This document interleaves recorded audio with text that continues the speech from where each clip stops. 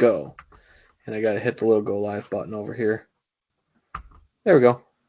Check the audios quick. Oh, we are live over on YouTube. We are all good on YouTube and on Facebook. We are also live. So, welcome everybody back to the 100 Proof Whitetails. We had to change our name for those of you that didn't know. We got served a cease and desist letter, and I don't have the money to fight stuff in court. So, I was wondering why the name changed. yep, that's why the name changed. We got served a cease and desist letter. So, and for those of you that can't see because the camera is in front of it, we're going to be looking in the eyes of the full body mount deer that's down here in the basement now, because that's where the camera is when you're talking to it.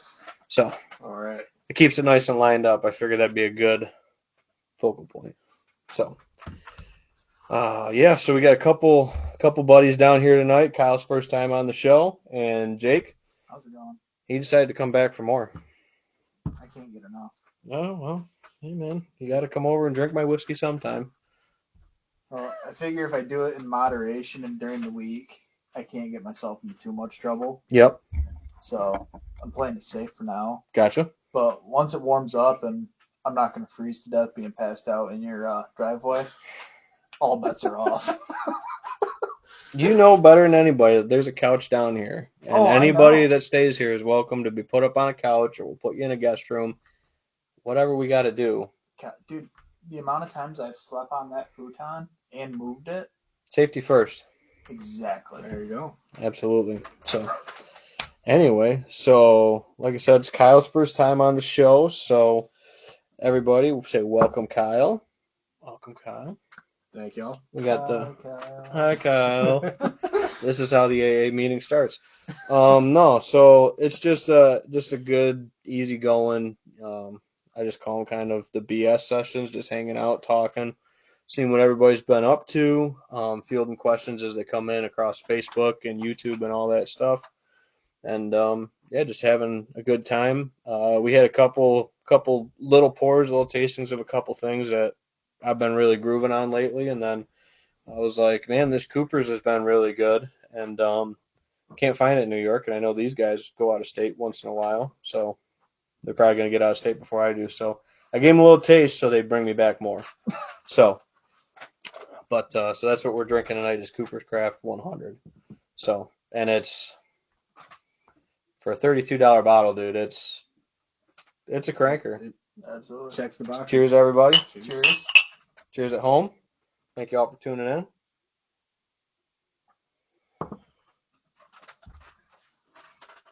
So did that hang with Russell's, Jake? Yeah. It's a heck of a bottle. But I'm a big Russell's guy. anyway, so Kyle, I think last time you were down here, we were talking. You were thinking about doing some timber stand work on your piece. Yep. Have you got a chance to do any of that with the weather being cooperative, or other stuff keeping you busy? We had a toilet leak had crawled to our furnace and destroyed all that. So I'm in the middle of redoing a bathroom and been stuck inside doing that project. Gotcha. So, unfortunately, no. Yeah. Bummer. At least it's been bad all week. Yeah. Bad weather. Yeah. Yeah. So, no, that's always, like I said, end of the year or right at the beginning of the year, the furnace decides to, whatever reason, crap out on you. Whether it got leaked on or whatever. Mm-hmm. But, no, that sucks, man. It's never easy, never fun. I remember we just replaced a part on our furnace, too. Mm-hmm. The breather valve, and it was leaked all over the floor in there. And it was an easy fix. Mike Price came over. Well, sent one of his techs over. Got it buttoned right up. It was all good. So not only do they do quality archery work at Heritage, they also have a high quality heating and cooling company. So That they do. They do. So Johnny on the spot came right over, got it done, knew the part. Still hasn't sent me a bill. So he's due for his chicken egg drop off though. So, but speaking of that, dude, my turkeys and my chickens, you guys got to take some home with you and let me know, because my turkeys have been in overdrive. Oh yeah. The last couple of weeks with the warm weather. I've been getting 5 eggs a day every day from my turkeys, and they're like Jagundams. I might wake up early and make breakfast tomorrow. They're delicious. Hannah makes those breakfast biscuit things with them, with like the peel apart biscuits with an egg, and you mix it together, and then you put like either bacon on top, or we used ham from Mhm. Easter and all that stuff. So we put that on there. We've done it with ground venison sausage, and they're just little muffins like for breakfast. Grab a Huh. couple of them right out of the fridge. Don't even got to warm them up. They're great. Sounds And great. so if my wife is tuning in, she can give you the recipe. I don't know the recipe, but they're damn good. It So, sounds great. and those turkey eggs go a long way in that. So Huh. I bet. How many of those is like a regular egg? I'd say it's 2 to 2.5 times Okay. for per one, I guess you'd call it. Except for one of my hens, she lays little bitty chicken eggs. I don't know why. I think it's that little bourbon hen I got. I think she lays the small egg, but that one's about the normal-ish chicken size, maybe a little bit bigger. But no, and other than that, I got the two chickens. They lay an egg apiece every day, so I get 2 eggs out of the chickens every day, which is more than enough for us, especially with the turkeys. So the prices and friends and family always get first crack at the eggs and stuff like that. And if you haven't had a turkey egg, I would highly recommend it. It's kind of a richer flavor, more yolk than white. So, and like I said, they're really good in those biscuits. It just makes it kind of a more full feeling meal, I think I call it. So, but yeah, turkey eggs are Pretty good. You're gonna have to crack them with a butter knife though, because you could drop them on the floor and they don't break. The shells are so darn thick. Really? Yeah, yeah, it'd be the perfect winning combination for egg toss, I think, because they're not gonna break on you. But yeah, so Jake, you've been dealing with a bunch of crap. Kyle's been dealing with crap. I'm coming off of my arm dealing with crap. Your truck's been giving you nightmares. Yeah, it's been one hell of a. Mavis is giving you crap. I can't say it's been one hell of a ride because I haven't had it for almost a week. Yeah. But finally got the truck back. Shout out to Lions Hometown Auto. Those guys have been absolutely amazing with everything I've had going on with my truck. I really couldn't ask for, better folks working on my truck. Mm-hmm. Very great to work with, and absolutely, if you're in Lions and you need something, stop right in. They're in the old Del Rosa Ford dealer. Mm-hmm. They've been absolutely great. Right there on the 14, B14, technically. Right on 14. Yep. Other than that, work is starting to pick up. Coming into tournament archery time of the summer, and just trying to get the bow all squared away, just so you can start spending $100 in gas every weekend to travel. Go All shoot. over yeah. There you go. Um, You should have work give you a stipend for that. You're promoting as you go. I'll see if I can work that in. Calving season will be here shortly, so it's going to be constant. Farm's checking busy. out over the pastures, seeing what we got coming for calves. It's going to be a fun one. And you guys are mostly beef cattle, right? Or you got a They're couple all milkers? It's all beef. All beef. Gotcha. All Herefords. Gotcha. So, So yeah. I didn't think you had any milkers out there. No. It was all beef. No, all beef. Yep. And it's mostly pasture, or do you guys have tie stall mix, or how do you guys do it? All pastured, Mhm. hay, and then some grain. Gotcha. Other than that, they get no supplements. Other than that, Right. Yeah. Everything's pretty clean. Yeah. Salt blocks for the cows are out by your tree stands and all that good stuff. No, I can't bring myself to do that. Put the hay pile on the grain pile, 20 yards from the stand. Officer, I don't know how that. I really don't know how that. Just patch of pumpkins is 20 yards from my stand. That's where we feed the cows. I don't know what to tell you. No, I'm just busting out your chops. I know you don't do anything like that, but no, I just had to make me laugh. But you can always get a good laugh out of busting on your buddies for yeah, stuff like a little that. bit, absolutely. But so yeah, if you didn't have the furnace issue, I guess where were you going to start with your timber stand stuff? You think on your piece? I know I haven't been out there, and I got to get out there to. Me and the missus got to come visit you and the missus. Yeah, that'd be great. I've got some dead ashes to drop, and I've got plenty of buckthorn and honeysuckle to kill. And then I've got a Norway spruce row that's way too thick. It hasn't been thinned in probably 40 years. Yeah. And needs it pretty badly. Gotcha. Thermal cover though. Yeah. It can be in pockets for sure, but it sounds like every Wayne County, Ontario County, Yeah. Cayuga County, Seneca County woods that I can think of, especially with the invasive stuff. Yeah. So Swamp in the center of mine. yeah, your ash maple swamp out by you. And pine. Don't forget all the weird Yeah, pine. you do get the white pine and a little bit of hemlock out there. Yep, absolutely. Yeah, Found a snail shell the other day. I walked 3.5 miles through the swamp, the fields, the woods.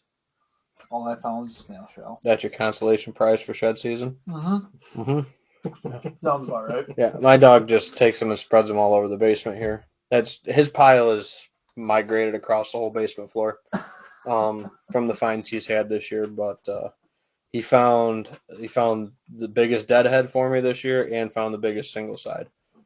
I found the best match side because they were laying side by side. That's the only match. It's the only match that I got, and it rivals that. Was it 3-point set that you found that one time? That match set and that bed side by side was a 3-point. I think it was a 3. No, I'm pretty sure it was A 4 Pretty sure it was a straight booner spike. straight booner spike. Mine wasn't quite a booner spike. It was like a spike and some trash, I guess we'll call it.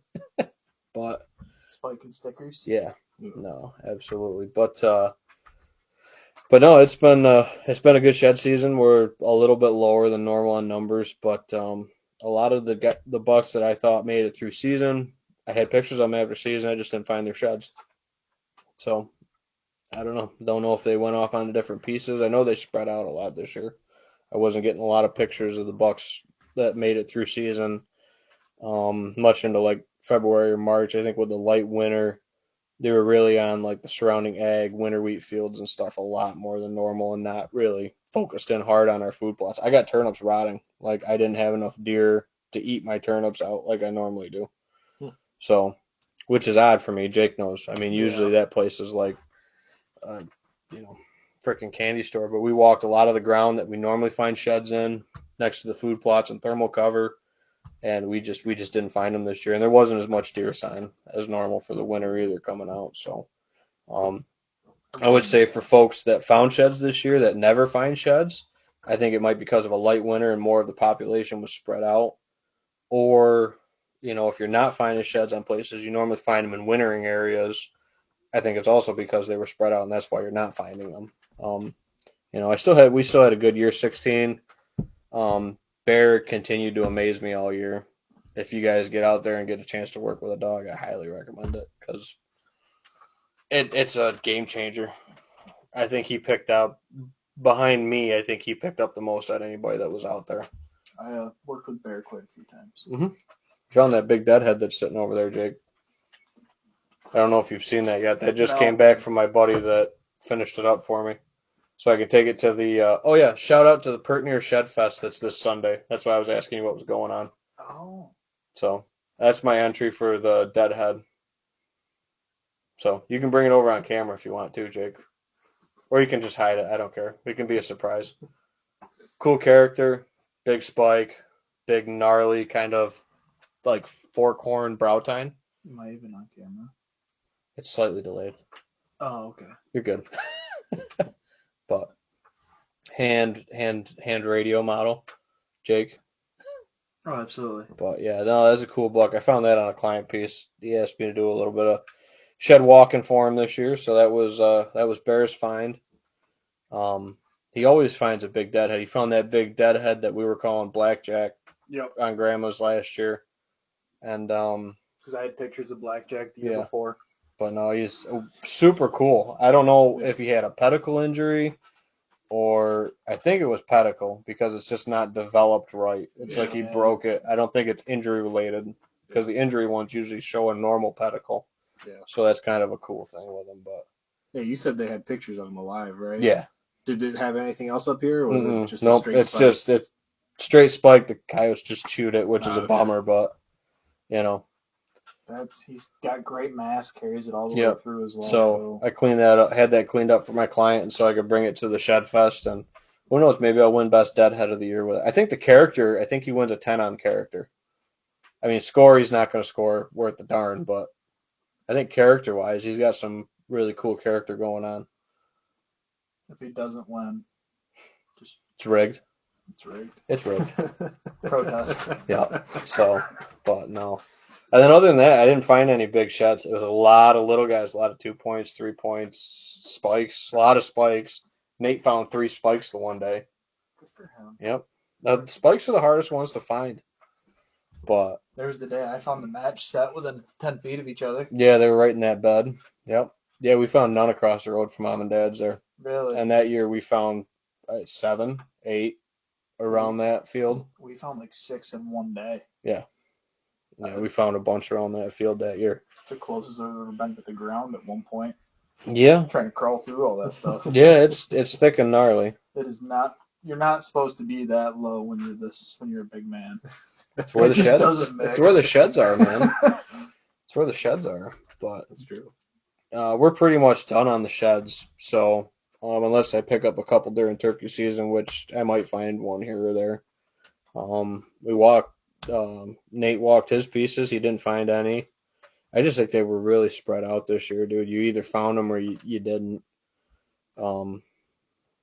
Yeah, I don't know. But we'll see. I mean, everything greened up so quick. Jake knows if you don't get out on our piece, like right off the bat, the hogweed just blows it right out. You can't find anything. So you got like maybe a month-long window, if that. yeah, but not with the quick green up this year. No, it was. And the ticks, actually, dude, believe it or not, weren't that bad. were. Oh, When we've never had ticks on the farm. I don't think you've ever had one on the farm. I've never had one on the farm. I had a good suggestion. Burn it. That's one way to handle the tick population. No, I wish I could burn the side hill across from Mom and Dad's. I would love to burn that side hill. We can't in New York, can we? No, we can't. Well, I used to do it yeah. professionally. Oh, okay. Yeah. He's from the south. It's a little bit more burn friendly down there. Yeah, I forget you guys are allowed to have freedom. Yeah. I've done it in New York too. With the resource. Yeah. Gosh, I can't. Res. Yeah. Yeah. Yep. And it just takes getting to know some of the right people. And Permitting process and getting the that permits stuff. approved and having Gotcha. somebody experienced on the site. Mm-hmm. Yeah, and then that's the big thing. It's like you can burn in New York with the right permits and, like you said, knowing somebody, but it's a very small, I guess, niche thing. Unless you're a biologist, maybe working on like a game lands, or like you used to work for the company you worked for, where you did it for wetland stuff mostly. Mm-hmm. Yep. So that's like the only people you'd be able to help you. Like Mm-hmm. I've burned before. Don't get me wrong. We've burned that big field by the pond to burn the canary grass back, so when it came on, we could spray it and get more of an effective spray on it. Mm-hmm. That was impressive. I had a couple people call me and was like, "Is your farm on fire?"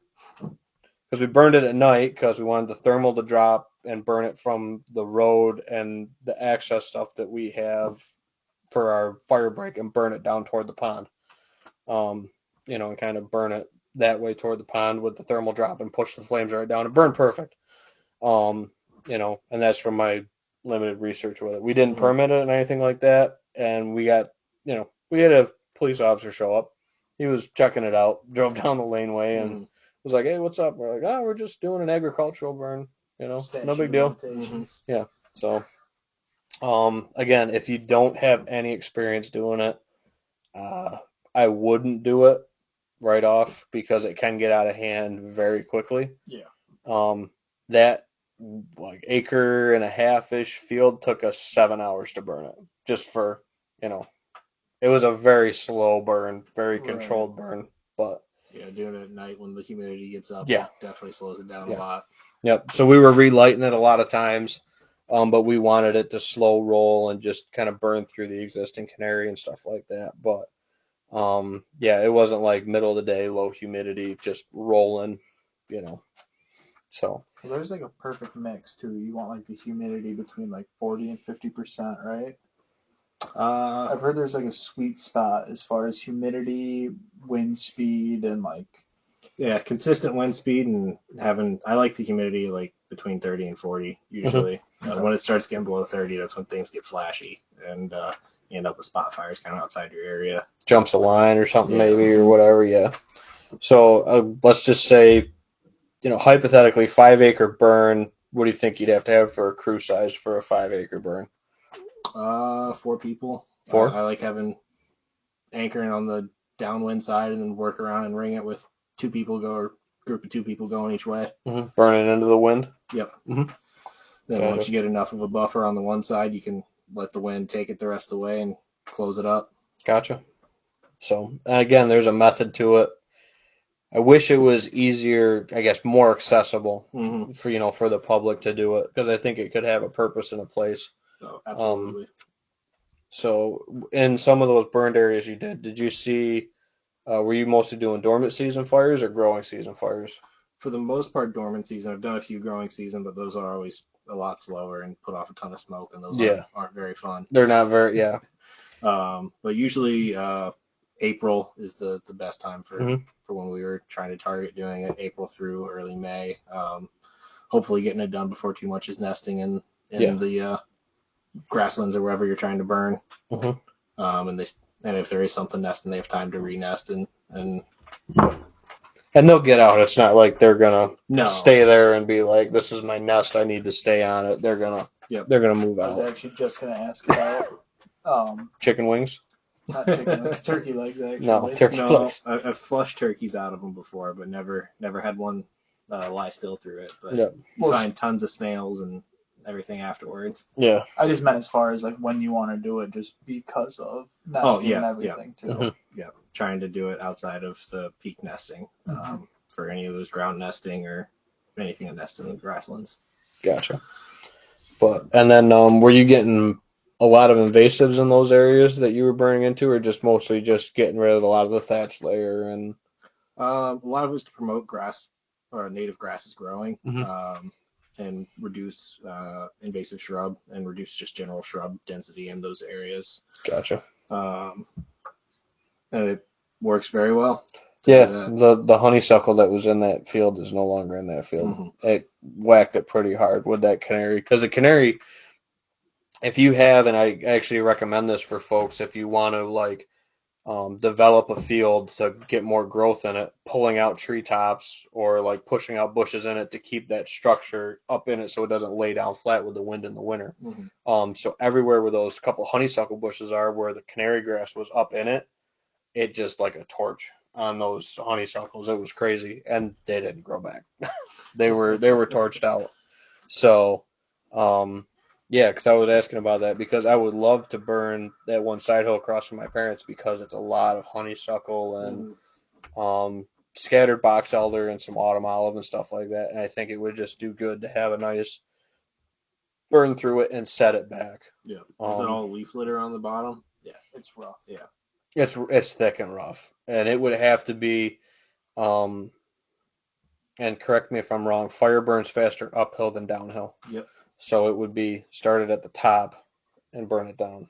So that way it didn't sweep up over the ridge and keep going. Fire break the top, the whole, which would be easy to fire break the log and road at the top. And then on the bottom, it's mowed pathways and food plot. So essentially you could keep it, you would have to put in something on the ends, unless you wanted to burn the whole end, which I wouldn't want to. No, that'd be a nightmare. But it how was, long that ridge is. yeah, so the reason and the history with our property is that wasn't farmed for, or not farmed, but used for orchard, because it was too steep to get the tractor and the pickers on. So a natural succession of things, shrubs and box elder and stuff like that came up on it. And I'd like to more set it back to, grassland that I could burn or maintain or do something with, to keep it, manageable, really, for all intents and purposes. And I wouldn't mind, hopefully, reducing tick population with doing a, nice dormant season burn like that, and then walking through it and finding the sheds every year after I burned it and everything's brown and there's nice white pieces of gold out there for me. Yeah, it's a lot easier. The sheds get burned over; they turn black and kind of crumbly. Do they? They're in the fires. Yeah. I've seen a few on, like Instagram or whatever, where they just stick out white. Maybe it wasn't as intense of a fire. Yeah. Like it just burned through a small area quick, and that's where the shed had dropped. But But yeah, a couple comments rolled in, but I do love the fire talk. I wish we could definitely get more involved with it, but you know, Just burn it. I would rather not have like a fine. And actually, funny story, my neighbor once upon a time who sold the property, isn't the current owner anymore. He was burning just brush in the spring one year and lit his canary section that extends off of ours on fire, and it burned to the south, and there's no hydrants on warranty. Mhm. So they had to bring tanker trucks in to try to put it out as it was Wonderful. sweeping down through, Wes's, down through Yep. that whole bottom on Wes's, going down towards Schlady's and all that stuff. That whole bottom, dude, was lit up. Oh, Yeah, I know. Just past week, there was a lot of wildfires all across New York. Humidity. Like 1,000 acres or so in the state were burnt up. Yeah. Yeah, most of them were down like Orange County, I think. But Yeah. I know one wildfire in Ontario County. I think that was less than 50 acres though. Mind your fires, guys. Yeah. If it's been 80 and drier than a bone, like, probably shouldn't be burning your leaves from the watch fall. where you throw your cigarettes. I really shouldn't have to say that, but But yeah, no, the fire thing it's good. It's good conversation. It's stuff that I think the more the public is aware of the value of it, I think it's gonna be more accepted. Like you said, the growing season stuff's really smoky, and I don't still think there's the education about it. And I think there should be more conversations like this about it, that the benefits of it, Oh yeah. especially with invasive species that we battle here in New York. And I'm not saying we burn through our timber, but some of these shrublands that we want to revert back to some grasslands and stuff like that for mixed different pockets of management and stuff like that. And they don't have to be, 100-acre burns. They could be little 5-acre pockets or 1-acre pockets, real manageable things you could get done in an afternoon with the right conditions. Yep. I think it's a powerful tool, and when used right with experienced people, it can be super effective. We need to talk more because I think it would be great, and I think a lot of people could benefit from it. So was there like a certification process for you, or is it just you're on so many fire lines and with the experience like a resume, or? More or less experience with like a resume. Is what I've experienced with DEC in Region 8. Okay. I know in other regions, like Region 1, they're a lot more strict because they have more potential for wildfire down in the Pine Barrens. Gotcha. That actually does happen down there fairly frequently. But here in Region 8, I know the DEC itself does prescribe burns on some of the WMAs. And they're more fire friendly here and willing to issue those permits if you submit a burn plan and have somebody experienced on there and have demonstrated experience for them to review. They might ask you some questions, but right. I was always successful on the few sites we were working on. Yeah. Well, we should talk about it and look at it more. I mean, like you said, obviously growing season fires, and again, I don't know how that would affect it with the hogweed that's out there either. I don't know if that's like poison ivy where some of the smoke can carry oil similar to that. I don't know if that would dry out with hogweed, so I wouldn't necessarily want to burn a growing season fire at my place. But I think a dormant season before everything wakes up in the spring, I think could be something we could look at. And I wouldn't mind it. I wouldn't mind having some grasslands for different bird species and stuff like that, and just different pockets of different cover, for wildlife. So yeah, just getting more of the edges for wildlife to stick in. And I would like that to be like nice, like I'm thinking like 4 foot, 5 foot tall goldenrod, so the deer can't see my access as good. Whereas everything's kind of shrubbed up and treed up now a little bit, where they can see out of it more. I want to take that little visual advantage away from them. Yeah. At that spot. Yeah. Dormant season, you're going to favor grasses more than you will forbs like goldenrod. Right. Whereas growing season's more likely to favor goldenrod. Yeah, the grasses will stand up. You'll have some mix, but yeah, if you can get big blue and Indian grass and switchgrass in there, those all grow 5-6 feet tall and stand as long as we don't get a heavy snowstorm or anything, those will stand through the whole winter. Yeah, and that's another nice thing about that is that's all east facing. So the west wind is blocked by the hill there. Um, yeah, for the most part, I mean it does kind of sweep around and come around the face, but that was the other reason of it too is they do like to winter bed on it because of but it's just so darn thick. I would like to, like I said, get the stem count more toward, and maybe it's not, maybe it's every 5 years or 10 years. It's just getting that to a manageable state, where it's not just going to be, because right now it's just overrun so thick with honeysuckle and buckthorn and autumn olive. Yeah. That I would like to burn that and try to mitigate that a little bit and get a lot of that stuff out of the way. So if I had to go back through and reapply herbicide or something to those to get them terminated down and then burn them through another 2 years again to get rid of the slash or whatever, just to clean it up. Yeah. With like larger established shrubs, like one fire is probably not going to be enough just to kill them off. I don't know if you've ever brought a mulcher through at all or thought about renting one of those for a day. It's steep. Like I said, it was the steep part that they didn't ever put orchard trees on because they couldn't get the tractors on to run the side hills. There was a few like further down, but once you get to that north end, it's a fair grade. I mean, it's not the steepest piece we have, but it's pretty steep. But yeah, we have had a pecan out there that does wonders on the honeysuckle, and then going back through stump treating and stuff like that. We have had some good success with that actually.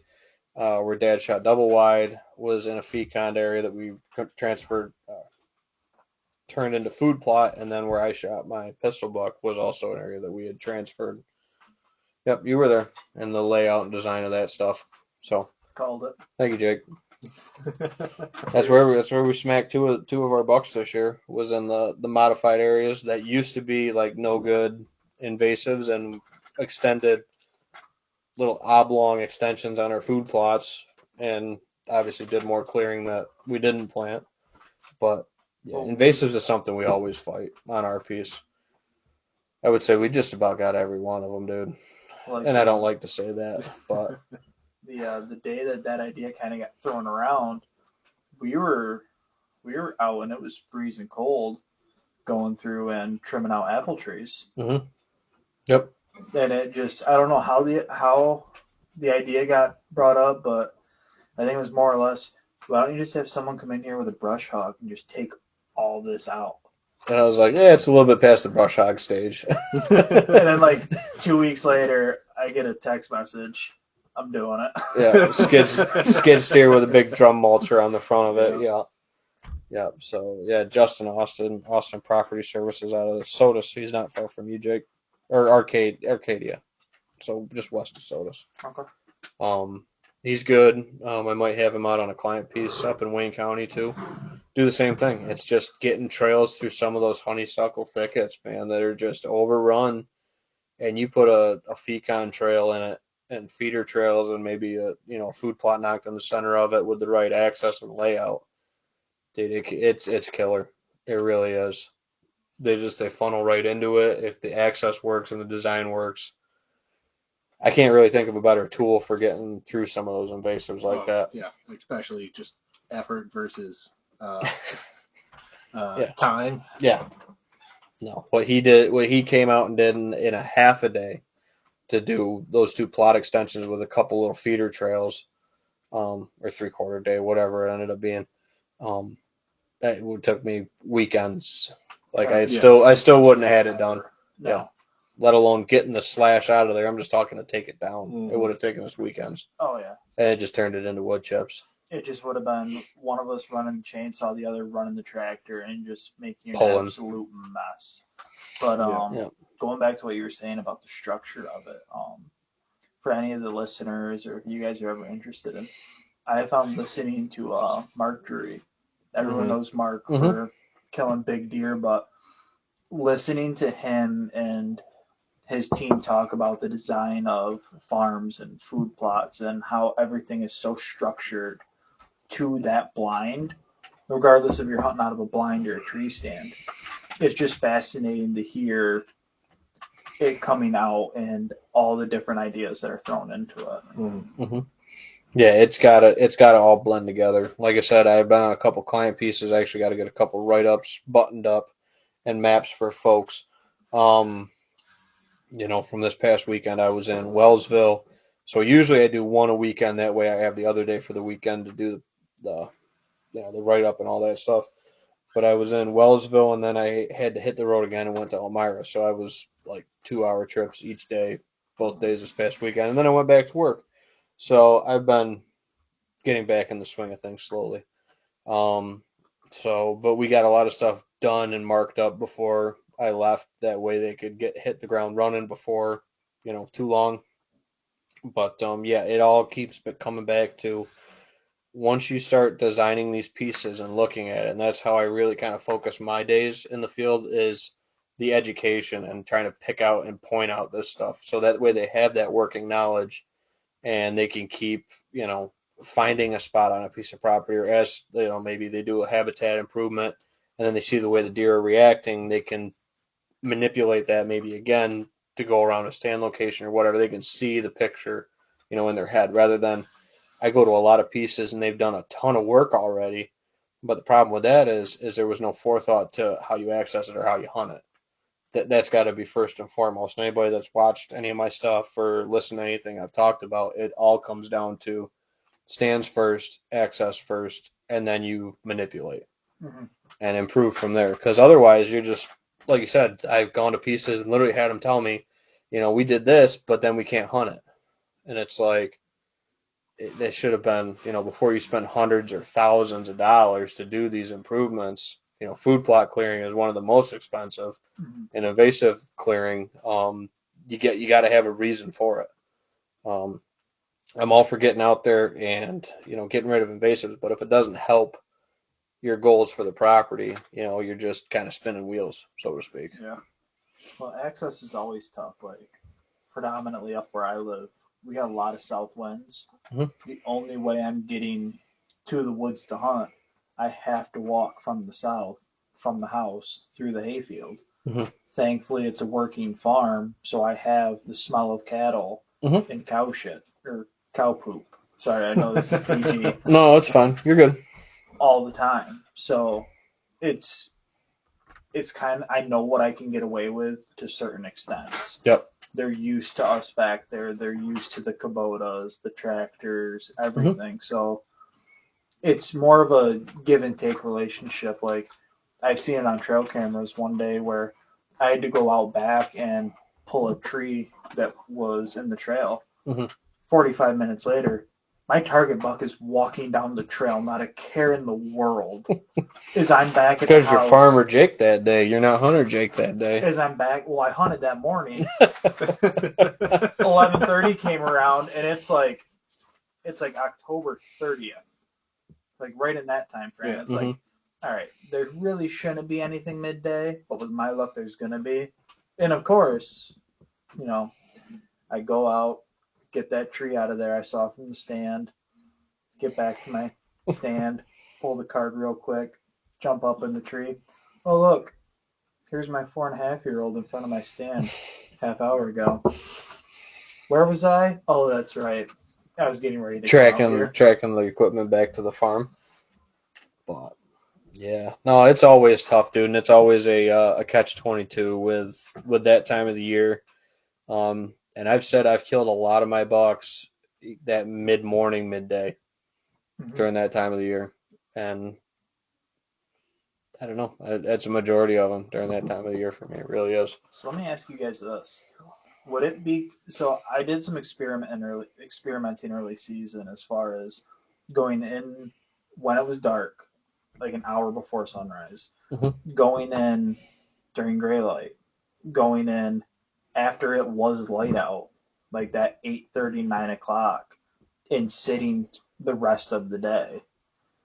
What do you think about that, especially living on a working farm?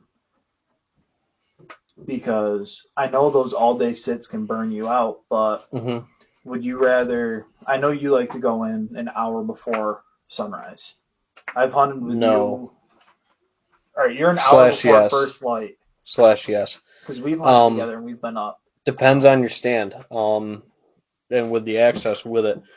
Uh, I mean, both my bucks I killed in the evening this year, so they're not good examples. But actually, Outlaw is a great example. Outlaw, I walked in an hour after daylight and Hour killed him. after daylight. Hour after daylight. The reason was I had to access by a food source, a food plot specifically. I was walking in at gray light. The plot still had 4 deer on it. I waited for the plot to clear.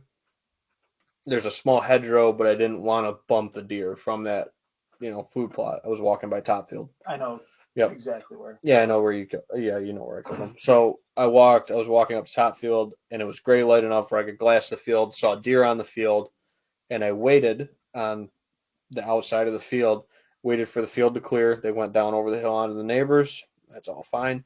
I continued my access through. At that point, it was daylight. And then I did what I tell people to do all the time in the fall woods is walk like a turkey, talk like a turkey.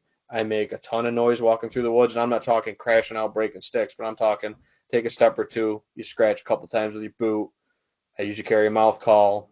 I'm doing that when I'm coming in and out through any timber, and I'm not bumping deer. So I get into the stand, and it took me forever. I mean, I didn't sweat at all because I was taking my sweet time. I can see all the way through the hardwoods, with the sun already up, and I'm like, I said, this just feels like a good frosty, and it was a cold morning. It was perfect. Got up in the stand, hit deer come in about an hour later, a couple does feeding through. I'm going to a day bedding spot that they go to the north, and I was actually going to shoot one of the does. I was thinking about it, and my uncle was in town. I asked him, I said, hey, you want to go on a blood trail? He said, no, we got to go back, get out of town.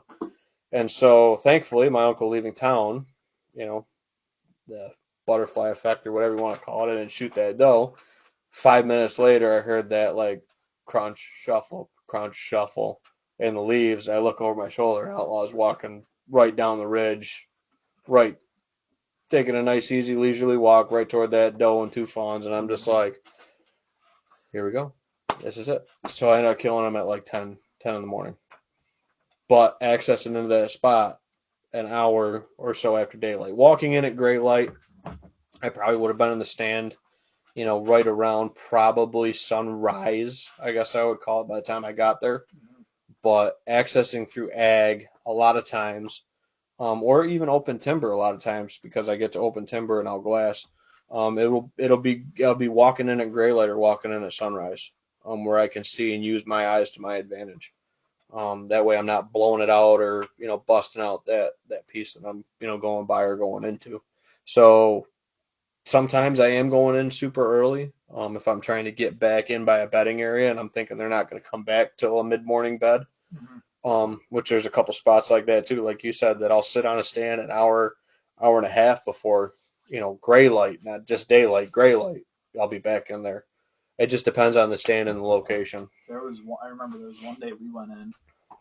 I think it had to be, was it end of October, just getting to the rut, and you were like, yeah, be at the house by 3 o'clock. I was like, all right, it's gonna be a 2 a.m. wake up. But Kyle, what about you? I'm a mediocre hunter at best. But I don't know. Anytime I base it on if you have to go buy a major food source that they're going to be on, and if they're going to be, or if it's going to be around that, then hold off and hopefully wait till they're out past that and past where you're going to be, and you're not going to spook them off that food. But if you don't have the risk of spooking them off the food, get there as early as you can. Yep.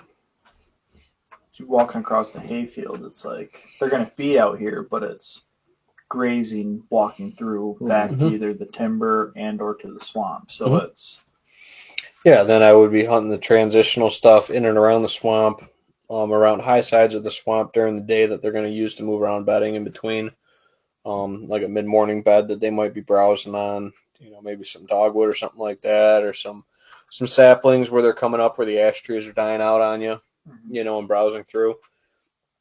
And I would lean more toward that post daybreak access, especially a lot of these heavy ag areas.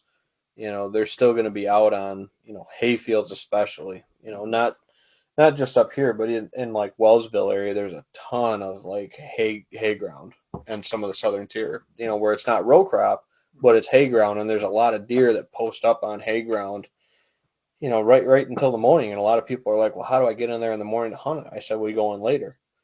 And a lot of people look at me puzzled, like you said, you want to be in there an hour before I can shoot. But I think if you, look at that, the feeding time specifically on that plot, or use your eyes to your advantage, I think it's just going to help you, spook less deer. Because it's a total crapshoot. I've walked in hour before, bumped deer. I've walked in, hour after, get out there, deer just coming in, and it's like, oh, this is gonna be perfect. They're gonna walk to 30 yards. Next thing I know, Bambi decides we're gonna go run through the center of the hayfield. That's 150 yards away from the stand, and lollygag, and then mom's got to go wrangle the wild child at Walmart, and It's like T-balls, just like herding cats, which is great. I enjoy it. So, can I have a drink, please? of course, would you like? Let's go aluminum can. You want a Coors? I think there's beer. I think there's beer down here. Hope there is. I promise Jake beer. Jake, I'm a cheap date. Jake, you are SOL, buddy. That's all right.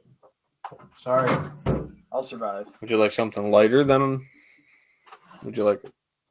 No, I'm all set. Okay. All right. Well, there's some comments that have come in that I apologize that I haven't got to. Gerald and Deb Kiddo tuning in says, hi, Ben and company. Jake knows Deb and Gerald. Kiddo's great people. Kiddo's great folks. Billy Harvey said, sup, boys. Sorry, Billy. I don't have a moderator. So. Slick Willie. Slick Willie. The personalities question. Then a client of mine, Andrew Graves, says, hey, Ben, my Mini X with a thumb works great for clearing honeysuckle. So that was 12 minutes ago. So back when we were talking about clearing out invasives. I've used that at the college before to rip out honeysuckle and buckthorn. It does work great. I don't have a Mini X. I'm not that lucky. I got a mini and a full size. Yeah, it must be freaking nice to work on a farm where they got equipment for you. I'll tell you what. Yeah. So, and then Mr. Nate Pierce tuning in. Oh, I'll have a little bit, please. A little splash. Nate says, time of year and camera intel is what I use for my time of access. Interesting. Nate, by the way, buddy, I drove by and saw the porch with the little bit of daylight I had left. From the road, it looks amazing. I will say that. The back porch. Oh, the back porch. Yep. I was going to say, you got to get over there and look at the sidewalk that we put in. Yeah. When I was out there, I was helping Nate. I was running the level because that's what I could lift. You're handicapped. What's that? You were handicapped. Yes, because I was handicapped in my arm. So I was running the level board and keeping the sand nice and level for him as he was laying the paper bricks. That's a very underrated job, though. It's an important one. That was me being anal. We were in the right way. The benefit of the doubt. Yep. Oh, look at that. The wife brought you beer, Jake. God. This is a good wife when she tunes into your podcast and hears that Jake doesn't have beer, so she brings you beer. Oh my God, Hannah, I love you. Take a trail up the stairs. She's taken, buddy. That's okay. Sorry. But I know there's always alcohol here. Yeah, I thought there was some, but it's out in the fridge. Gentlemen. Oh, well, thank you. The Coopers, dude, I can't. It's good. Nate says, thanks, turned out very good, happy with it. Yeah, that came out great. Dave did that for him. Dave did? Yeah, I'm going to have Dave over here actually to quote out. I had another company quote not a walkout, but a set of Bilco doors and an egress, I guess, from the basement. And the number was astronomical. So, again, with any work, whether it's habitat work or homework, if you're not doing the work yourself, I'd get a couple quotes because the quote I got for a Bilco install was just it would have made me spit my whiskey out. I mean, Had I read it, if I was having I don't know, case of beer and a weekend or two free, we probably could have done it. So what do you think? A set of Bilcos, again, I have no site work done, but a set of Bilcos on that end of the house because that's the only spot where I don't have power going out, sewer coming in, or septic going out, all that stuff. It's got to go on that far back wall, out kind of by the crock in that Guessing the window. quote. Yeah, guessing the quote. With materials, labor, excavator, time, da da da da da. What do you think? I was figuring maybe 5, 6 grand with materials and labor. I was gonna throw 8,500 at it. 8,500. I was gonna say 12. 12. He's closer to the quote. Quote came back 13,500. Oh, wow. Yeah. I would be curious for another quote with it, so I'm gonna have Dave quote it and see what he thinks, and Dave is maybe the man. another one. So, and maybe that's the going rate. Maybe I'm wrong. Maybe Kyle's tracking right. That 12 is maybe the going rate on it. So maybe I should start installing. Watch whoever does it, or maybe I'll do it and start doing these for hire because I do a couple of those and it's more than I make in a year. You and me both, buddy. Yeah. YouTube I mean, is a beautiful at 12, thing. 13 grand a pop or whatever, dude, for an egress. I mean, that's a fair amount of work. How much do the doors cost on their own? It wasn't that bad. Like I said, it wasn't a walkout. It was just a set of Bilcos. I think materials was like 3,500 of it, and then the labor and excavator was 10 grand of it. Which again, if that's the thing, I can rent an excavator for a day and dig the hole. Mm-hmm. I can get you the excavator. That's right, Jake can get me an excavator. Hannah, we might be doing this. Don't come downstairs. We'll talk about it later. I literally just have to make a phone call. We'll talk about it later. No, so again, it's something that we have to talk about, even with the quotes. And I'm fully open with contractors when they're here or whatever is, doing any quotes or any business like that. I always tell them it's just like, hey, no matter what, I still have to run it past the wife and all that stuff. So just be on. No, just type no. I can get you a dually, an excavator, and a trailer pretty damn quick. She just heard the number had a comma in it, and she was just like, no. I don't know. She doesn't like the idea. I think a set of Bilcos would again make this livable, usable quote space down here, because technically we don't have enough egress to make this livable space down here. So that's just my take. And by the way, Hannah's aunts do want a bathroom down here. So it would also give them a place to come down and enjoy the bar easier with a set of Bilcos. I think the Bilcos would be better here, which this was the other option, this corner, but the bar's here. I was gonna say That's a problem. that's like Because I don't have any heat stuff. I would have to, again, you could put it a lot of places down here, but it would take some work to make it, line up or, go right. But I got a landscaping job I have to do. yeah, Of the trailer. I was trimming trees the other day for, again, one of Hannah's friends that she's like, oh, my husband does groundskeeping work. He can come trim your trees. Don't you love getting voluntold? Voluntold. That's the new vocabulary word of the night, voluntold. You told me that earlier, Ned. That's a gold one right there. Yeah, so also with the voluntold, I don't think we've talked about it yet on the podcast. I am coaching T-ball. My coaching debut is April 29th, if you want to come out. I know it's the same day as the shoot. I was hoping you were. But I'm sure my wife will be there. She's very excited about Coach Ben. I have a question. Yes, sir. On school property. No. It's over at Redfield Park in Phelps. So I just need a cover.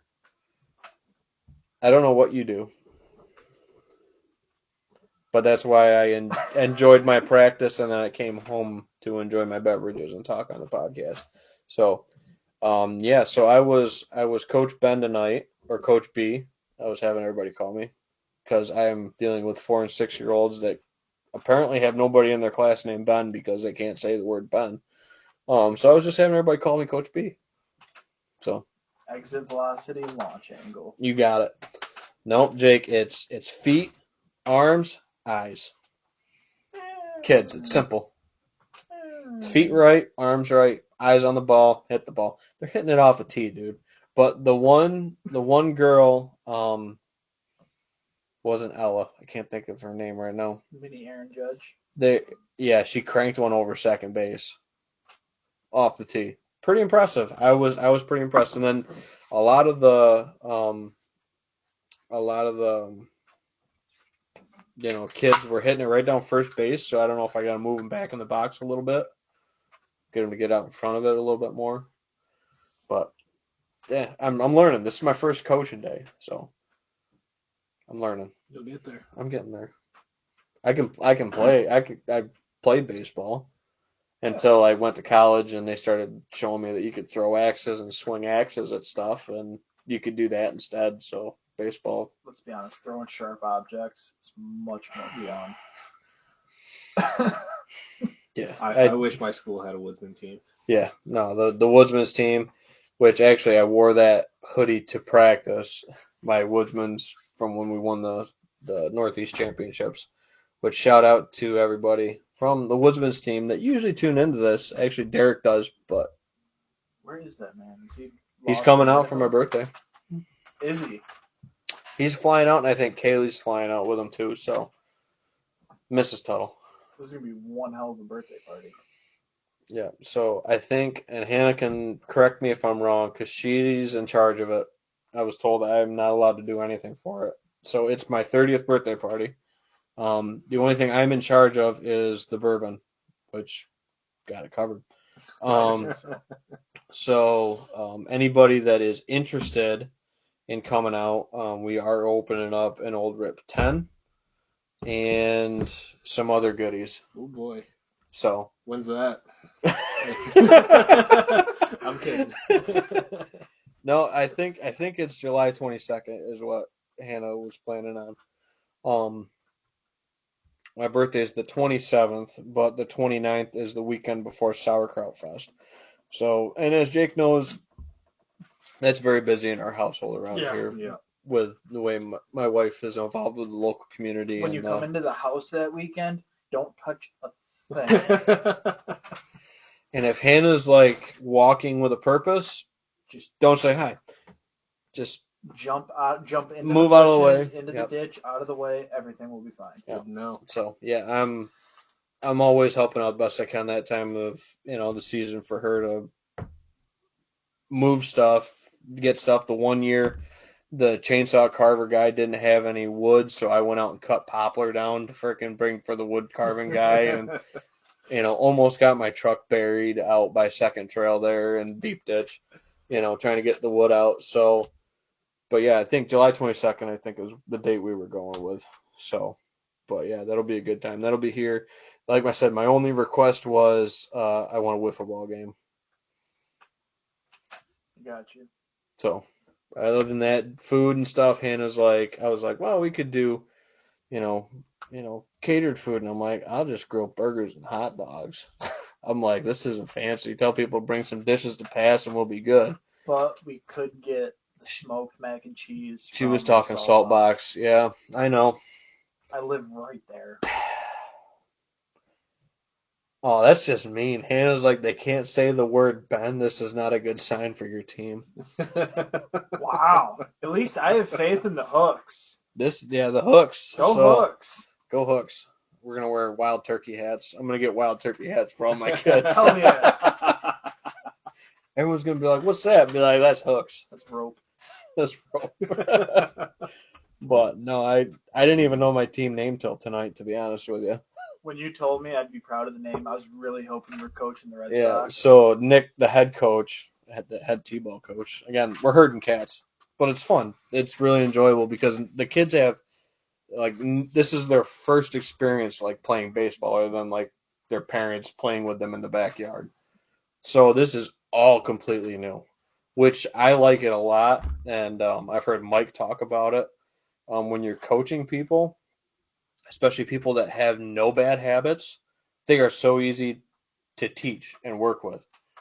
Like I said, my focus tonight, I was Coach B, that was the hitting coach tonight. So my job was to, one, keep my head on a swivel to make sure no kids took a bat off the face. and then it was feet, arms, eyes. Was my whole like, what's the first thing we do when we get ready to hit? Get our feet right, and then we get our arms right, get our elbow up, get ready to focus in on the ball, and then we watch the ball the whole time. And then we watch the ball, and our body and our eye, body will do everything else that our eyes is focusing on.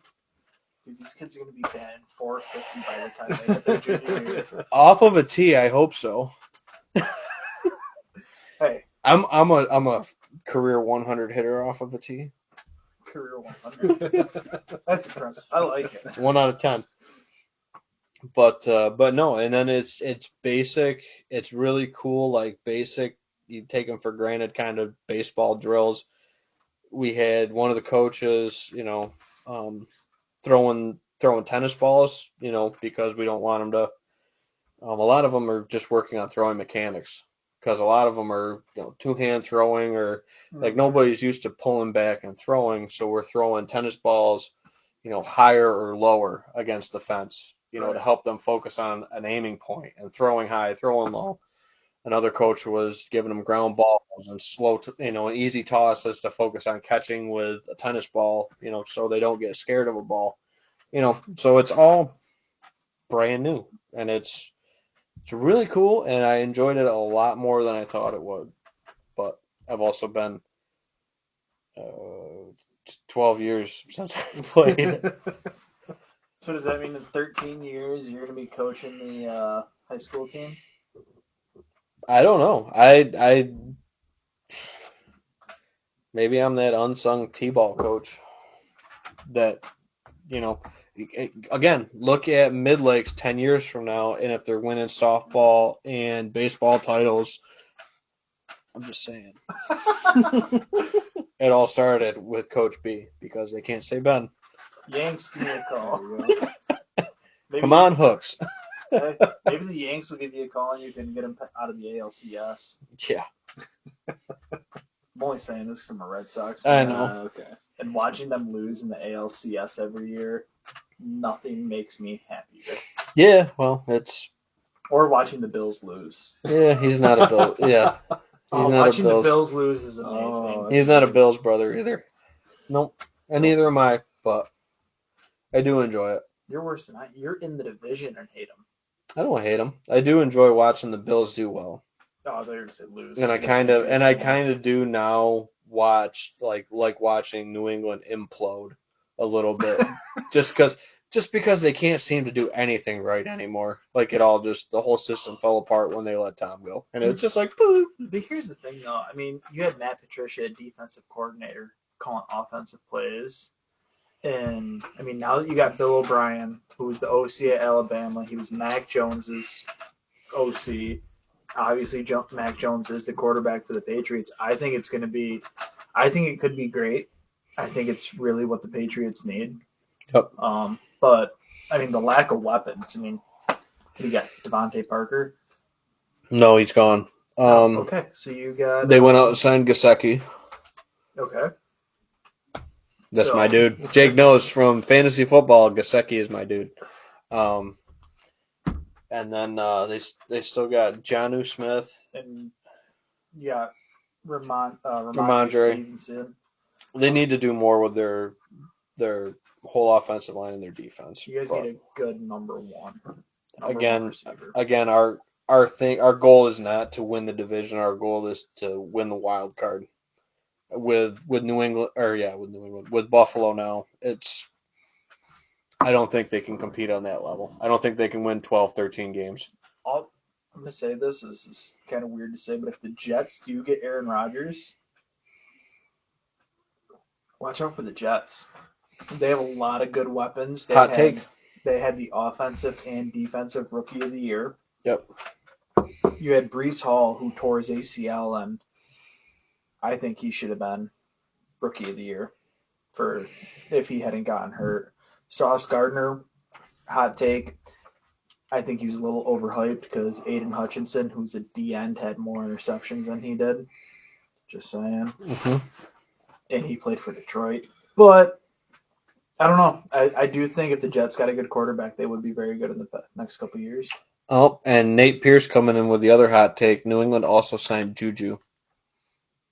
Oh, great. You guys are going to be doing TikTok dances in the locker room. Bill is going to love it. So not only is this a whiskey and whitetails podcast for 100 Proof Whitetails, it's also T-ball coaching drills and football hot takes. So, but that's where the conversation led us. Baseball hot takes. Baseball hot takes, yeah. Giancarlo Stanton out again. This man has missed 41% of the games he has played for the Yankees. Biggest waste of money New York has ever done. I don't want to talk about it. So Nate says Rogers, that's my dude. So Nate's going to be a Jets fan now. Nate, he was your dude. I don't think, I honestly, that the deal hasn't been finalized yet. I don't know if they're going to come to the right number. They want a first-round pick for him. Or the terms. I don't think he's worth it. I think he is. I think he is coming to the market like New York. I think he's worth that for the Jets and the money he'll bring to the city and the fan base. He will. Other than that, I think you got to go give him the first. He's still got gas in the tank to go another 3 years. So I'd give it, bank on it, have a guy sit behind him like he sat behind Favre and run it, dude. So. But there's your hot takes for sports tonight from the bar down here with 100 Proof Whitetails. So we haven't had a lot of habitat, but again, like me and Nate were talking today, it's not like leading up to season, where we're talking strategy and have a lot of questions, and people are outside enjoying the. I mean, it was still light out at 8:00 again. Yeah. So it's tough. And I mean, we started a little bit later than normal tonight. I think we might push it to 8 from now on. That gives me a little bit more time to get back from T-ball practice and when games start cranking up. So I got to try to balance my schedule because I didn't have enough going on. So I added T-ball coaching to the mix. But no, it's all good, man. Busy. Another beautiful podcast. Oh, yeah. So, I mean, just double check, make sure we didn't have anything coming over on the YouTube line. Nothing on the YouTube line. Average view time on YouTube was 26 minutes. So, I watch every week on YouTube when I can. Well, that's why our viewer numbers are down on YouTube. Thank you, Jake. I checked in last week and threw some comments in there and sent Ben a couple text messages. Well, I appreciate it. I got ignored until I called him after the podcast. Yeah. Yeah. And then it was a half-hour phone call. Yeah. Well, sorry, dude. It's all good. Gotta keep the people happy. Yeah. But yeah, no. And then I haven't been checking this. Usually Nate's the one that reminds me to check the bullhorn. The bullhorn. But we haven't had since that one viewer from Japan. Wow. Time. Whoa. I don't know. I think it was spam. I think she was trying to sell herself to us or something. Wow. She hasn't tuned back in since. So that escalated quickly. I think it was somebody. Trying to sell you car insurance. Yeah, Asian wife finder or something. I don't know. Do you mail order brides? No, thanks. I'm married. Thank you. I'm all set. Good. But yeah, so no, I think that's a pretty good place to end it. What do you guys got coming up? I know Jake's got the archery stuff going crazy. Trying to get the new bow all set up and good to go. A new bow? Yep. So I'm going to be shooting the Elite Omnia this year. Haven't even heard of it. Sorry. It's new, so It's our speed bow that we came out with this past fall. So I believe it's a 32-inch axle to axle. It's a whole new cam system, 6-inch brace height, and IBO speeds of 347. For everyone out there that does understand archery or does not understand archery, for example, your IBO speed is taken at the fact of a 30-inch draw length at 70 pounds with a arrow that weighs 5 grains per inch, and that is standard. Industry standard, and that's where that speed comes from. It is always going to vary depending on whose chronograph, the lighting, and everything like that. But I can say from personal experience, I am shooting a heavier arrow, as some people would call it. Some people call it a light arrow. It's about 460, 470 grains. Um, it, so that's going to be a 340 spine. So that GPI on that is about 10.3. My Yeah, act, so mine's lighter than yours, technically. yep. So I have to shoot a 300 spine Mm-hmm. because I have a 29.5 inch draw length and I'm Mhm. shooting 72 pounds. Gotcha. But an arrow that heavy, I clocked it at over 300 feet a second, well over. Cranking. And that is a heavy arrow hauling, Cranking. part of my language, but hauling ass. Yep. And then Um, this is your broadhead. Yep. So for anyone that does follow the outdoor group, Slick Trick Broadheads, that is the Assailant Broadhead. It is a hybrid head. That's a mean head, dude. Absolutely, it is. For those of you that don't know it, it does have a fixed head along with two blades that fold back over themselves that are held on with a rubber band. In the pack, you do get a practice broadhead. Ben can attest, it is a mean broadhead. They fly great. You said you only had to turn what, one knock? Yeah, this was not one of the ones I turned. He threw it on and was shooting They're perfect. tuned right up. Mm-hmm. I do like the way that the friction system works with the fins. I don't know, whatever you want to call them. I like the two blade cut that I would get that even, you get if you just punch this through a little bit of shoulder or deflected off bone. And then you do have very sturdy blades. I mean, these blades were durable enough that they imprinted on the shaft and they didn't break when they went through that deer. And I went through the rib on the far side. Yeah. So. And to the internet, don't get mad at me for not knowing this off the top of my head. I believe it's a 2 5/8 inch cut. I could be wrong. Don't reprimand me. I understand I work there, but Is that at full deployment? full deployment. But it's also the entire circumference too. Okay, well, so you have just the blade width. You have two and an eighth, or yeah, 2 1/8. 208. 2 1/8 for just the diameter of the expandable, and then you have the other, The fixed head. It's whatever what it's is it, in 3/4 of an inch? 3/4. Yep. So yeah, 2 5/8. Yep. There you go. I can't Quick believe math. I remember that off the top of my head. Well done, Jake. So deer went less than 75 yards on, I would call it a kind of high hit. Only got one lung on the bottom on the hit, so that's a fair point too. I'll say the first 40 yards, again, I was tracking across the clover field, so that's a little bit harder to track across, but after that 40 yards, the last 30 yards, it was dumped. I mean, it was smoked. I had confidence in the setup to shoot the buck at 34 yards, which is the farthest I've ever shot a buck with my bow. And it was right where I put it. He just kind of dropped into it a little bit, but it was fine. The speed was good. Everything was good. It was good all around. And I've had some horror stories. I have eight ball down there, the one that's got the arrow in his rack. He was actually a horror story on an expandable. Just didn't get any deployment with him, so I was apprehensive. But Jake talked me into the Assailant this year, and I think it's going to be the head I'm shooting this upcoming year. So Cool. Again, but my mom commented and said my dad needs help moving a cultipacker tomorrow. Great. Yeah, because I don't have enough stuff to do, but we'll figure it out. So, well, Jake said his sign off and his piece, but I want to thank Kyle for coming out.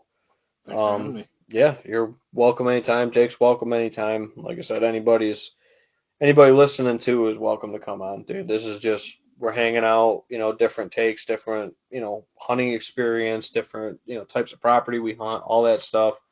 It lets us just build and just have good conversations with folks and answer questions and, just have these sessions where we just, talk about what's going on too. And, a lot of people enjoy it, and hey, I mean, we'll see. I think we probably had 200 some unique viewers. I'd have to double check it after it's all closed out. So hitting a lot of folks, having a lot of people tune in, and that's like I said, that's why I did it, to help folks. So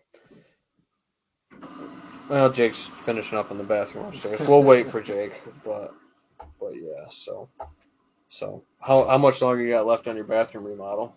Do you think? Hopefully I finish it next week. Got Gotcha. the drywall done. Just gotta. Oh, you went full tear Yeah, out. everything. Put in a bigger shower, and Well, it was a tiny, like 32 by 34 shower in there before, and then I had a foot of dead space that was just there, so I bought a bigger shower. Redoing everything. yeah.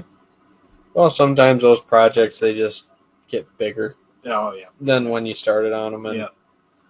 but no, that'll be nice. Yep. Getting excited for turkey season. Yeah, me and Nate were talking about that because I called Nate in. It was his second bird, but first bird that's been called in for him. The other one they shot was kind of on a mini 4-wheeler drive. If you haven't heard that story, that was on one of our previous podcasts. That was a blast. I think that was the first episode we did as 100 proof whitetails. We talked about that story, so that was a good story. So, but yeah, we called in that bird for Nate last year, and we actually got a new piece of turkey permission today. Me and Nate did too. So Nice. sometimes it helps to help people move some furniture around. You never know what you're going to get out of it. There you go. Sometimes it's a new piece of turkey ground. I was expecting the mowing. Oh, I haven't asked about that yet, but I think that might be. Which there was a big strutter out there last year, so I'm hoping I got to get out there to mow the mowing client this year and get on it. But there's not many hunters out on that block, so. My opinions on turkeys. So excited. 5 minutes into a turkey hunt. You're over it? Such a stupid animal. Why am I doing this? I could be catching up on the sleep I don't get during the week. Yeah, well, like I said, Jake, we'll get there at 3:00 again. I'll meet you. Dude, I love turkey nuggets, but I have never felt dumber in my life than sitting in the woods turkey hunting. Yeah, man. Yeah. Sometimes, definitely, sometimes they can throw you for a loop, yeah. But no, dude, I love every bit of it. I love hunting with my dad, hunting with Nate. I've hunted with a couple other buddies throughout the years too. I've hunted by myself.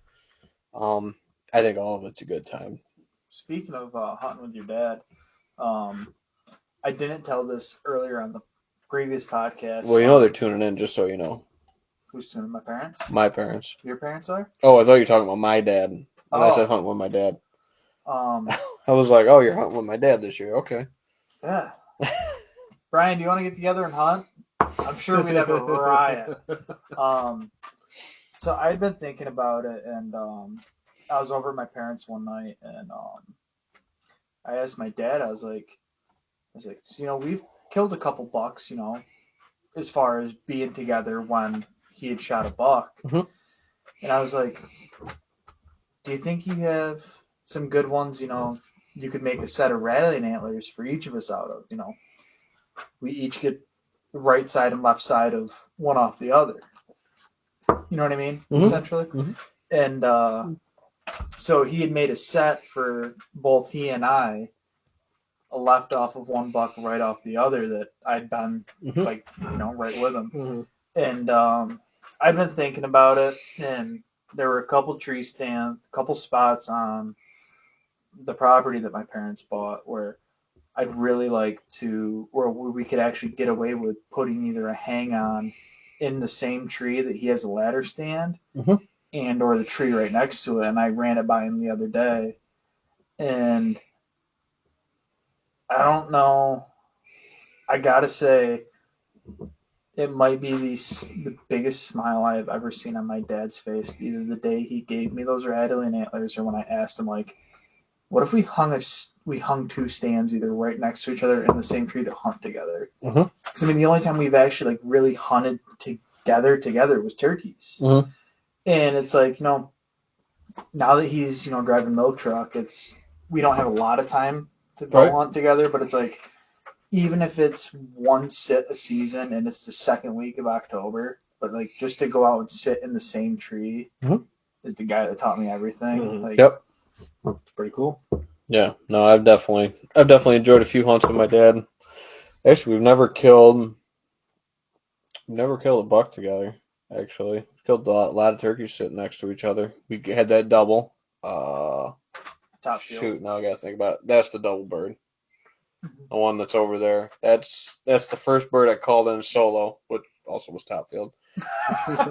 There's a theme. There's a theme here. We've killed a lot of birds up in that stretch by top field and up by what we call the tri corner. That's if they do what they're supposed to. I mean, that's a slamming spot up in there. It's Turkey Row. Mm-hmm. Definitely, we've killed a lot of birds up there. Now I just gotta find either a set of sticks. I don't know. Do you think it's a good idea to go up the same ladder and then up and over the support, or just throw a set of sticks up in the tree? It's probably the safest way to do it. uh, for like a hang on, Yeah. I usually go up the ladder, single stick, maybe two sticks, and then the hang on off the top shoulder. Okay. Usually, maybe around the back side of the tree from where you expect stuff to come from. Depends if you're looking to film it. If you're looking to film it, I would sit to the right of the hunter because the camera will be on your left. You're right-handed, He's so a yeah, lefty. Mhm. he's lefty, but that doesn't matter. Well, yes, it does. You're gonna want to go opposite, so you're gonna have to get good with your left hand to run the camera. I don't think If you're running camera, I don't think we'd be filming just as yeah. much. So I would be off of his backside, his left. Okay. So I would be off of the dominant side of your hunter with your setup.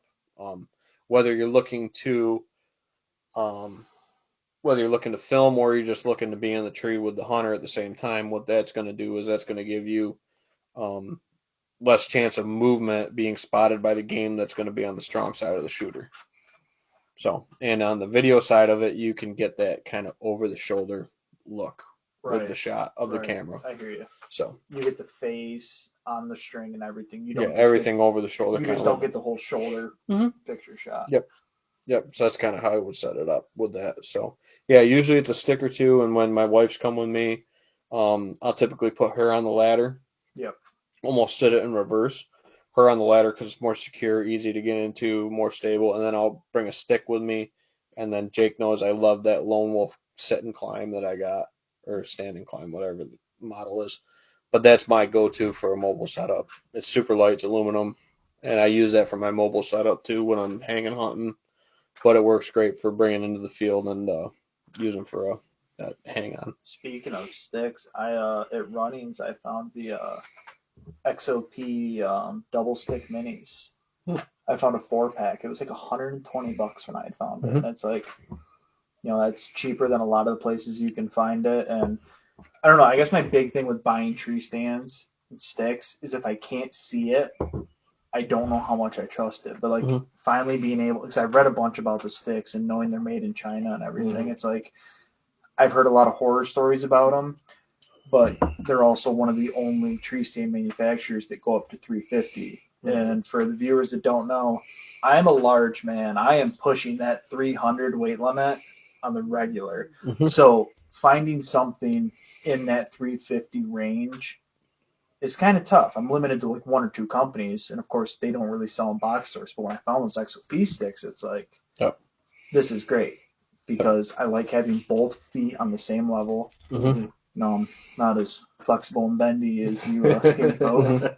So, but no, so now it's just a matter of finding like a decent, good hang on that I can just go and throw up. That's not a 15 to 20 pound, hawk or Mhm.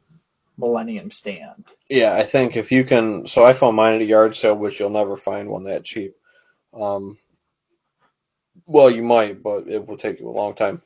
I found that lone wolf at a yard sale for $40. Oh my god! All A right, lone wolf climber oh for my $40. god. So Anyway, and my dad was giving me crap about it because he's like, you spent $40 on a tree stand. We got tree stands. And I'm like, yeah, but that's a lone wolf. And he's like, well, I've never heard of it.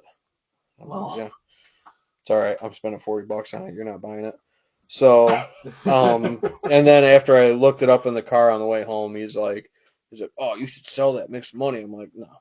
So that's been a great stand for me, and we could talk about hang and hunt stuff, in a different episode and all that stuff. But I do like the XOPs. I run XOPs. I run the 3-step, Okay. and then I carry a Hawk Helium for I call it a just in case step. Whether I got to get up around a branch a little funny, and I need like a small step instead of a big step. Right. I don't run any 8ers. I can get up there plenty with the 3-step. They're like 3 foot long. Oh yeah. I like those 3 foot length ones, and with full gait, 90-degree knee steps.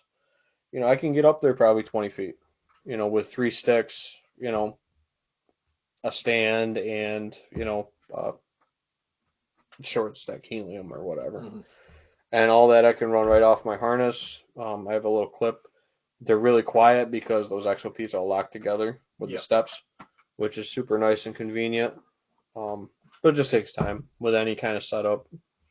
Just takes time to practice getting up and down the tree and getting quiet with it, and it takes time. So who's going to be the first to go to a saddle? I already have one. Adam, I was going to say you would look like a saddle guy, but I didn't want to offend you right off the rip. No, it's okay. What saddle do you have? The Latitude 2-panel saddle. What's the weight rating on that bad boy? Probably 300. Son of a bitch. Yeah. I'm just asking for reference. Yeah, I like it a lot. There's a property that I had a tree stands stolen off of, and I was like, screw it, I'm just going to carry stuff. And had a couple mobile spots that I was moving around to. Novix mini sticks and Nader for moving up and down. Get to 21-ish feet with 4 mini sticks and the platform. Well, Novix, they replaced Lone Wolf, right? Or an offshoot company, or I don't know how all that falls together. They bought them out. I don't know how all the. I think it was DeQuisto sold Lone Wolf, and then Lone Wolf got bought out by Novix. But yet DeQuistos are still running the Lone Wolf custom gear, and then the XOPs. My defense. You're deep diving. But I'm also around it all the time. Yeah, that's true. You're in the industry. Yeah. So I don't like that word, even though it's true. It sounds so dirty.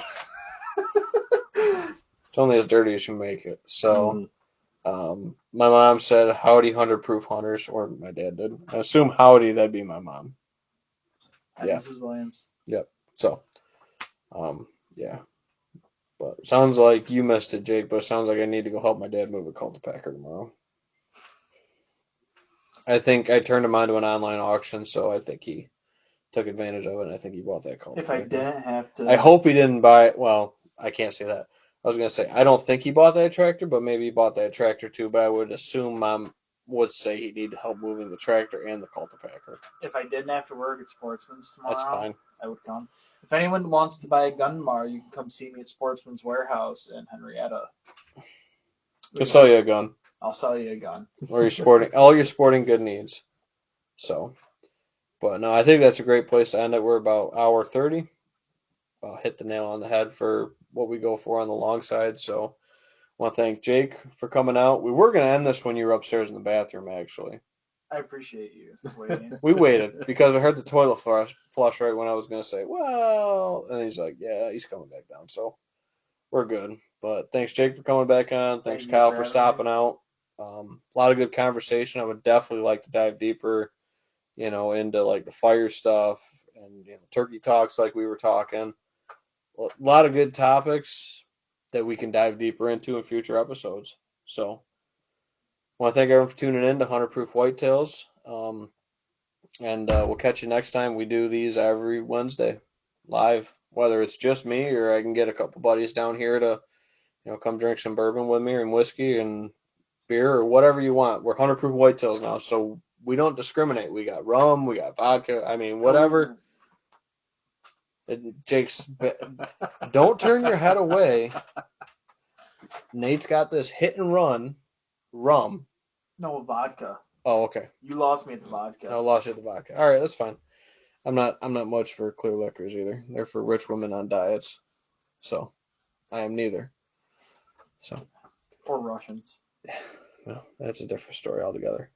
So yeah, we'll catch you guys all next time down here at the bar, and tune in this Friday for our Fresh Crack video series where we fresh crack a new bottle of bourbon every Friday. Ooh. And that's premiering at noon every Friday. We've pre-recorded a couple episodes, so plenty to check Get out out. of work early on Friday? No, we got a bunch pre-recorded, but if you want to come down and record one, or you want to come down and record one, we do them during the week here and there. Record a couple. Let me know. All right. Yeah. Sounds good. Thanks, guys. Catch you next time. Thanks, y'all.